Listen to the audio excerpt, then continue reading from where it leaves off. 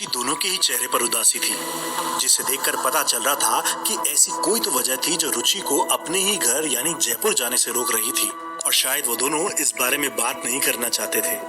रुचि की आंखों में आंसू थे। डॉक्टर अमित अपनी पत्नी को इस तरह दुखी देखकर काफी परेशान हो रहे थे।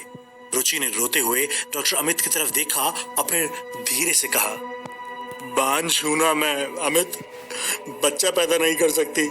वहां पर भी इस बात के लिए लोग मुझे ताने दे देकर परेशान करते हैं। अमित अपनी पत्नी की बात सुनकर काफी दुखी थे। उन्होंने रुचि को समझाते हुए कहा, प्लीज रुचि, दोबारा ऐसा कभी मत कहना और ये शब्द अपने लिए कभी यूज मत करना यार। अगर हम बच्चा पैदा नहीं कर सकते तो इसमें हमारी गलती थोड़ी ना है। रुचि अपनी जगह से उठकर खिड़की से बाहर दिख रही थी। उसके चेहरे पर उदासी थी। शादी के 8 साल बाद भी कोई औलाद ना होने का दुख रुचि के चेहरे पर साफ देखा जा सकता था। लेकिन डॉक्टर अमित को अपनी पत्नी से कोई शिकायत नहीं थी। उदासी के साथ रुचि ने कहा, लेकिन ये तो सच है ना अमित कि कभी मेरे शरीर में, मेरे पेट में बच्चा नहीं पल सकता, और मेरी वजह से आप भी। डॉक्टर अमित ने आगे बढ़कर रुचि के होठों पर अपना हाथ रखा और उसे आगे कुछ भी कहने को मना कर दिया। प्लीज ऐसा कभी मत कहना, तुम पत्नी हो मेरी। कोई बात नहीं, अगर तुम मां नहीं बन सकती तो हम एक बच्चा गोद ले लेंगे। रुचि ने उम्मीद के साथ डॉक्टर अमित की आंखों में देखा और फिर चेहरे पर हल्की सी मुस्कुराहट के साथ पूछा, क्या सच में अमित? लेकिन हमारी फैमिली? डॉक्टर अमित ने रुचि की बात को बीच में ही काट दिया और उसे समझाया, फैमिली को मैं मना लूंगा, इसके लिए परेशान होने की क्या जरूरत है। रुचि एक बार फिर बड़े प्यार से अपने पति डॉक्टर अमित के गले से लग गई। अमित अपनी पत्नी से बेहद प्यार करते थे। उनकी जिंदगी में सब कुछ अच्छा था, लेकिन अब रुचि का मां न बन पाना डॉक्टर अमित के घर वालों को बिल्कुल नापसंद था, और इसी वजह से घर वाले और रिश्तेदार रुचि को बार बार ताना दिया करते थे, जिसकी वजह से रुचि अपने घर जाना पसंद नहीं करती थी और डॉक्टर अमित के साथ वह इस छोटे से गांव में खुश थी। कुछ देर के बाद डॉक्टर अमित ने रुचि को बताया कि वह गांव के पंडित जी से बात करके घर में पूजा करवाएंगे। देखो रुचि, मैं नहाकर जरा मंदिर जाकर आता हूँ और पंडित जी को घर बुला लेता हूँ, तब तक तुम पूजा की तैयारियां शुरू कर लो। रुचि ने मुस्कुराते हुए जवाब दिया, ठीक है, लेकिन देखिए अगर कुछ भी ऐसा वैसा हुआ ना तो हम इस घर को बिल्कुल खाली कर देंगे, यहाँ नहीं रहेंगे। डॉक्टर अमित पंडित जी को अपने घर बुलाने के लिए घर से बाहर जाने लगे, लेकिन रुचि उस वक्त बहुत डरी हुई थी। अमित, मुझे बहुत डर लग रहा है अकेले। अमित ने मुस्कुराते हुए जवाब दिया, अरे अब डरने की कोई बात नहीं है रुचि, अभी थोड़ी ना रात है, देखो मैं बस अभी आता हूँ, ठीक है ना, तुम डरना मत। बड़ी हिम्मत के साथ रुचि ने अपने आप को संभाला और फिर अमित को घर से बाहर जाने की परमिशन दे दी। डॉक्टर अमित कुछ देर के लिए बाहर चले गए। रुचि भी रात की बातों को भूलकर घर के कामकाज में अपना मन लगाने की कोशिश कर रही थी। डॉक्टर अमित को गए हुए अभी कुछ ही देरी हुई थी और रुचि रसोई में जाकर खाना बनाने की तैयारी में जुट गई। ठीक उसी वक्त रसोई के बाहर से किसी के चलने की आवाज सुनाई दी। ऐसा लगा जैसे किसी के घुंघरू की आवाज थी। एक पल के लिए रुचि की धड़कनें रुक गई।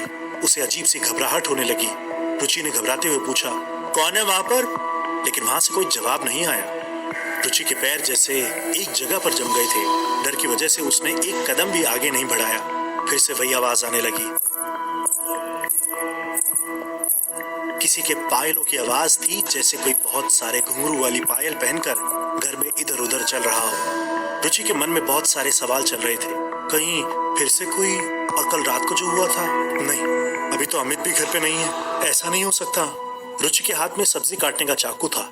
रुचि ने उसी चाकू को हाथ में कसकर पकड़ लिया और फिर रसोई के दरवाजे से बाहर की तरफ आई। अपनी नजरें चारों तरफ दौड़ाकर उसने देखा, लेकिन उसे वहां कोई नजर नहीं आया। ठीक उसी वक्त किसी ने धीरे से रुचि के कंधे पर हाथ रखा। रुचि ने पलटकर हाथ में पकड़े हुए चाकू को आगे बढ़ाया। ये क्या कर रही हो मैडम जी? मैं तो लक्ष्मी हूँ। साहब जी मिले थे मेरे को बाहर, कह रहे थे आप घर में अकेली हो तो मैं आ जाऊं। लक्ष्मी को अपने सामने देखकर रुचि की सांस में सांस आ गई। तुमने तो मुझे डरा ही दिया था लक्ष्मी, और तुम यहाँ वहाँ क्यों घूम रही थी? लक्ष्मी अपने लंबे से घूंघट को और भी ज्यादा नीचे खींचते हुए वहां जमीन पर बैठ गई और हंसते हुए कहा, मैडम जी आज तो थाने हमारी जान ही ले ली होती, शुक्र है ऊपर वाले का मैं बच गई। रुचि ने झटके के साथ वो चाकू अपने हाथ से हटाकर टेबल पर रख दिया और टेबल पर रखा पानी का गिलास एक ही घूंट में पी लिया। रुचि की ऐसी हालत देखकर लक्ष्मी को उस पर शक हुआ। क्या बात है मैडम, आज सवेरे भी मैंने डॉक्टर साहब को पूछा था, सब ठीक तो है ना मैडम जी? पहले तो रुचि को लगा कि उसे लक्ष्मी के साथ कोई बात शेयर नहीं करनी चाहिए, कुछ भी नहीं बताना चाहिए, लेकिन रुचि की घबराहट और उसका डर अब हद से ज्यादा बढ़ चुका था और इसीलिए उसने लक्ष्मी से पूछा, एक बात बता लक्ष्मी, क्या इस गांव में सचमुच आत्माएं घूमती हैं? रुचि की बात सुनकर लक्ष्मी जोर जोर से तालियां बजा बजा कर हंसने लगी। लक्ष्मी को इस तरह हंसते देखकर रुचि को गुस्सा आ रहा था। कुछ देर के बाद अपनी हंसी पर काबू करने के बाद लक्ष्मी ने जवाब दिया, अब ये बात कहाँ से आ गई? और मैडम जी, रही बात बुरी आत्माओं की, जो बस आंधी चले है ना, वो थोड़ा डर है, बाकी ऐसा कुछ ना है। लेकिन लक्ष्मी अपनी बात को अधूरा छोड़कर चुप हो गई। रुचि ने उसे सवाल किया, लेकिन क्या? पूरी बात बताओ। लक्ष्मी ने बेहद धीमी आवाज में जवाब दिया, वह डायन छोड़ती ना है किसी को। अगर एक बार किसी के गले पड़ जाए ना मैडम जी, तो जान लेकर ही पीछा छोड़ती है।